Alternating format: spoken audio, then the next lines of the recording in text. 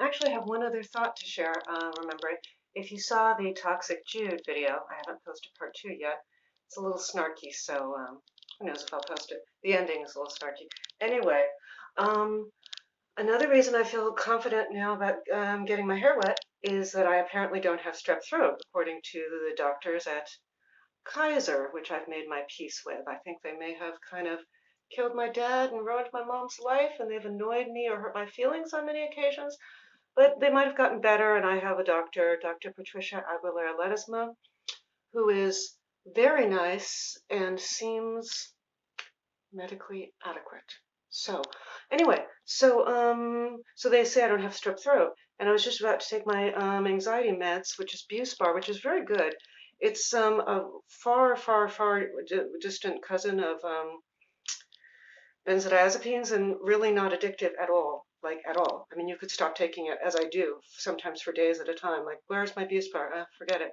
And you won't suffer any ill effects. Whereas if you did that with benzodiazepines, you might have a seizure and die. See, the counter channel is very informative. Don't jump off benzodiazepines. You might have a seizure and die. And use benzodiazepines very sparingly. They are pretty addictive, as are Z-class drugs like Ambien and whatever else they're selling for sleep now, which is not to say I don't use those drugs. I do when I can get them. Nobody gives me enough to get into trouble with them anymore, and that's a good thing. So anyway, although I kind of think that it's my life and I can do what I want to do, but like if I had 20 Valium a month instead of 15, that would be good. Point is, so I don't have strep throat. But my boyfriend had pneumonia last year, and he has strep throat now. And we certainly have had our mouths more than close to each other. When he got home from going out of town after that accident, and I had the PTSD, and he was really shaken too and had a bad experience. He was not in a great place, having just had a car that his company is responsible for financially, smashed by this crazy person. Anyway, he had a hard time when he was out of town, and that night when he came back, mouths did touch, and mouths did touch in the room where there's a bed. And the mouths might have touched on the bed. Yeah, there was some of that. A lot, actually. So why don't I have strep throat? I mean, I've been like intertwining tongues and lips and souls and hearts and stuff with somebody with strep. So here's the thing. I seem to remember, sometimes you read something and then you never see it again. I seem to remember reading somewhere that people who have something that I have, I think anxiety, have elevated, overactive immune system. Like, in other words, if your whole body is going, oh God, oh God, oh God, there's a threat, there's a threat, there's a threat, I better be ready. Which for me, my only anxiety problem that's really marked is social anxiety. I'm obviously a lot better. And a lot of performers actually are shy or have social anxiety or severe stage fright when they're actually on stage. If for instance, well, unless they're having severe stage fright. But there are a lot of actors and actresses and other kinds of performers. My dad had this, where if they find the right situation, they're very comfortable performing.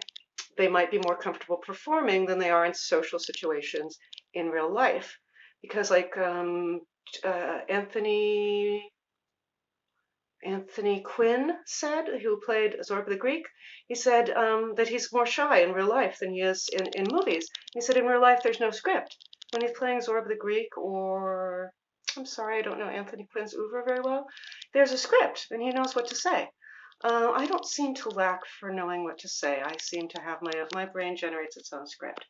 So why do I have such a severe sore throat? These things have vitamin E acetate in them. I read that, and then my doctor just mentioned it to me the other day. I don't inhale into my lungs, but I can't really avoid it hitting the back of my throat. So don't do this, kids. I try to never smoke anything at all in front of children. Try to never do that. Because when I was growing up, all the adults smoked, and it made it seem like part of being an adult. And every French movie you're ever going to see in a certain decade, everybody smokes, and it looks glamorous. Some critics said that French movies give the impression that nobody can emote, nobody can express emotion, or have a strong feeling, express a strong emotion. They did it with fewer words. I'm trying to recapture the verbatim, which I'm obviously not going to get, without lighting a cigarette. what do I remember that a film critic said verbatim? Oh, Pauline Kael, who can be such a cunt, said that she saw one of her 12-year-old daughter's friends looked not only precocious but ill-used. She called her daughter's friend, she said she looked like a slut. Yeah, I'm not a big fan of Pauline Kael. She didn't like Hiroshima Mon Amour, so she can fuck right off. No, I'm just kidding. I did read quite a bit of her. What did I read? I read some of her great book. I lost it at the movies. I'm going to call it great. It's a seminal book. I liked what she had to say about Jules and Jim and how I think first she said that by dressing like a man, Catherine, played by oh, that amazing French actress, that she actually emphasized her. She looks more feminine dressed as a man. In other words, that the masculine clothes with their, angles just emphasize how beautifully feminine she is. I would say that they also introduce a beguiling androgyny. And she points out that whereas studying the liberal arts made Jules and Jim, the men in the film, it had a civilizing impact. When they, become professionals, they will always remember having read literature and cared about the arts. Whereas for her, because she's a woman in a patriarchal society, studying art and literature and philosophy it made her more savage because it made her less content with her lot. The same thing happens in uh, Balzac and the Little Chinese Laundress. Yeah, I think that's the name. Um, Jean Moreau. Jean Moreau plays Catherine in Jules and Jim. She's amazing. Okay, here's another quote. They're just coming to me. James Lipton asked Jean Moreau, what occupation would you not like to participate in?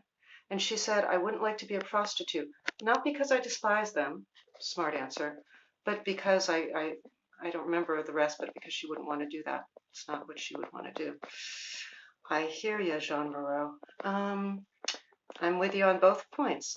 Uh, but here I am in a towel on YouTube, so yeah, but I'm alone, so that's the difference.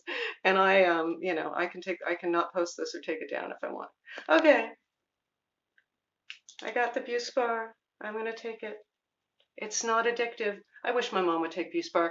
The studies say it's as effective as Valium, which I find very hard to believe, but it must be at least a little bit almost as effective as Valium. The studies say it is as effective as Valium. And oh my God, does she need something like massively, massively. When she's sane, she has a severe anxiety disorder. We really need to get that under control. And I'm going to start by not being as cooperative as she wants me to be with her obsessive checking, checking, checking. Are you still alive, Judy? Are you still alive, Judy? Have you been kidnapped? I'm going to have to put the kibosh on a lot of that. It's got to be done. Which my good friend Dee really put to me very clearly. Firm boundaries, Jude. Firm boundaries with your mom.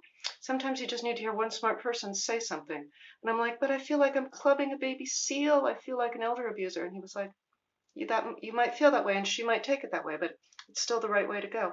And he's right. And I got to do that with all the people in my life who are not really cooperating with us being with us with us thriving together, because we should be thriving together, not encouraging each other's bad habits, either by stressing each other out or by, okay, fine, you can't go to sleep until I tell you I'm home and I'm alive, so I'll go home and I'll be alive. Just if you want to be out, stay out. If you're 51 years old and you want to walk around taking photographs at 7:58 at night, don't let your mommy tell you to go home. Walk around and take photographs. Just do what you gotta do. You do you. Let your mom do your mom. But it's a lot harder when it's your son or daughter. That's hard. I have great empathy for people I know who have mental illness or alcoholism or something in one of their adult kids. That's got to just break your heart. Or mental illness in a minor child. That's got to break your heart. Life can be tough, very much so. Okay, bye.